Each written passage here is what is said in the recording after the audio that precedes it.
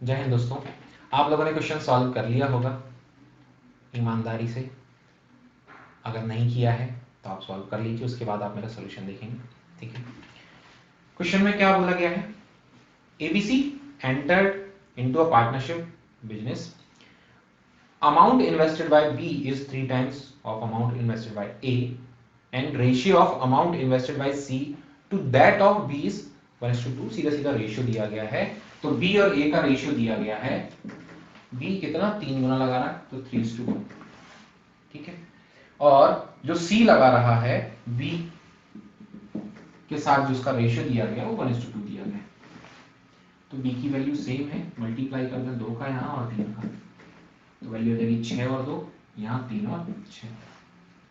ठीक है, means ABC की हमें जो वैल्यू मिलेगी मैं फाइनली रख रहा हूं ए बी, और सी की जो वैल्यू मिलेगी हमें वो मिलेगी 2 3, सॉरी 2 6 और 3।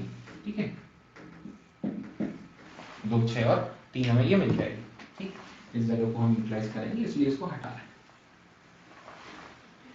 अब इसमें बोला गया है कि ये जो ए बी और सी हैं वो 11वें महीने के बाद पैसा बाहर निकाल रहे हैं। कितना? वाई पैसा बाहर निकाल रहे हैं। ठीक है, तो हमें क्या इनकी रियल वैल्यू मालूम है? नहीं मालूम। ठीक है, अच्छा क्वेश्चन आगे पढ़ लेते हैं। बोला क्या गया है? If the ratio of C's profit share total profit at the end of the year. ठीक है, सी का जो प्रॉफिट है और जो टोटल प्रॉफिट है उसका रेशियो 35 और 129 दिया गया है। समझते हैं, इन्होंने जो पैसा लगाया, इन्वेस्टमेंट लगाया, वो हमें मान लेते हैं 2x लगाया, 6x लगाया और 3x लगाया। ये लगाया होगा इन्वेस्टमेंट। अब इसमें कहानी में ट्विस्ट क्या आ रहा है? 11 महीने के बाद वो y रुपए बाहर निकाल रहे हैं। तो समझो 2x रुपए, मैं डायरेक्ट ही रख रहा हूं प्रॉफिट वाला रेशियो, 2x रुपए लगे रहे 11 मंथ के लिए। फिर 2x में से y जो है वो माइनस कर दिया, और ये कितने के लिए लगे रहे? 1 मंथ के लिए। ठीक, वैसे ही b वाले केस में 6x रुपए लगे रहे 11 मंथ के लिए, क्योंकि 11 मंथ के बाद चेंज किए, और 6x माइनस y, क्योंकि y घटा रहे हो, विड्रॉल कर रहे हो 1 मंथ के लिए। फिर सेम ही यहां 3x into 11 plus 3x minus का y 11 मंथ के लिए, और ये। ठीक है, तो ये प्लस मैंने इसलिए रखा है, टोटल की बात हो रही है, पर अभी फिलहाल हम जो है रेशियो बना रहे हैं इनका, ऐसा रखें, प्लस की बात ही नहीं करते। तो यही वैल्यू आपको मिलेगी। अब थोड़ा सा इसको और थोड़ा सा समझोगे तो 2x 11 बार दिया गया है और 2x एक बार दिया गया है। मतलब इस एक को हटा दें अगर हम, तो आपको जो कहानी मिलेगी वो यही तो मिलेगी कि 2x 11 बार मिल रहा है और 2x मिल रहा है आपको एक। ठीक है, तो आप जो है सेम ही कंडीशन इन तीनों में आपको मिल रही है। तो हम ये बोल सकते हैं कि 2x जो है 12 बार मिल रहा है माइनस का y, 6x जो है वो 12 बार मिल रहा है माइनस का y, और 3x जो है 12 बार मिल रहा है माइनस का y। मतलब ये हम डायरेक्ट भी रख सकते थे, क्योंकि लास्ट का सिर्फ 1 मंथ दिया गया है। जब भी ऐसी कंडीशन मिले तो सीधे सीधे जो वैल्यू है वो तो रहेगी ना, उसको 12 मान के उसमें से एक y माइनस कर दो। मतलब हम थोड़ा सा डायरेक्ट वाला पार्ट रख सकते थे अगर हमें थोड़ी सी प्रायर नॉलेज है तो। अब हमें दिया गया है कि जो प्रॉफिट बन रहा है, प्रॉफिट का रेशियो आपको यही मिलेगा। किसका? सी का। किसके साथ में? टोटल के साथ में। वो हमें कितना दिया गया है? वो हमें दिया गया है 35:120 है। तो हम रख रहे हैं 12, सॉल्व करो, 36x माइनस का y।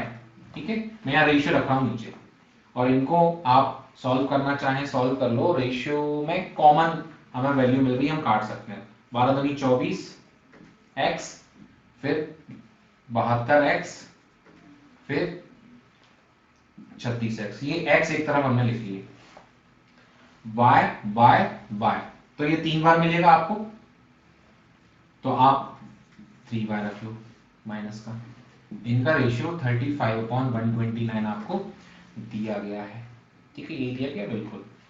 अब यहां देखो 3 से वैल्यू कट हो रही है, सिंपल नंबर हो जाएंगे, 3 से सॉल्व कर लो, 3 चौक 12 और यहाँ 3, तो 3 से ये कट जाएगी वैल्यू, 3 से ये 12 बार, 3 से ये 3 दूनी 6, 3 चौक 12, 3 से ये 3 8 24। ठीक है, आई होप ये नीचे दिख रहा है। चलो इसमें इसको मैं हटा रहा हूं, ठीक है, या इसमें हम अभी फिलहाल कंटिन्यू कर लेते हैं, फिर देखते हैं जब कम पड़ेगी तो।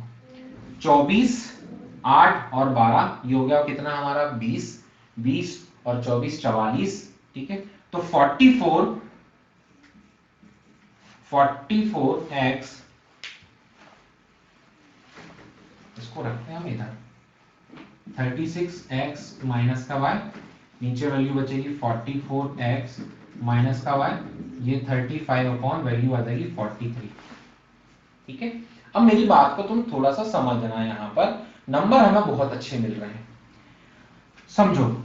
ये हम यहां से सॉल्व करके x और y का रेशियो निकाल सकते हैं, ठीक है, x और y का हम रेशियो निकाल सकते हैं। हमें चाहिए क्या, हमें चाहिए रेशियो किसका, a और b का, मतलब हमें ए और बी का जो प्रॉफिट है, ठीक है, यही बोला गया profit sharing of A and B, मतलब इसका रेशियो और इसका रेशियो।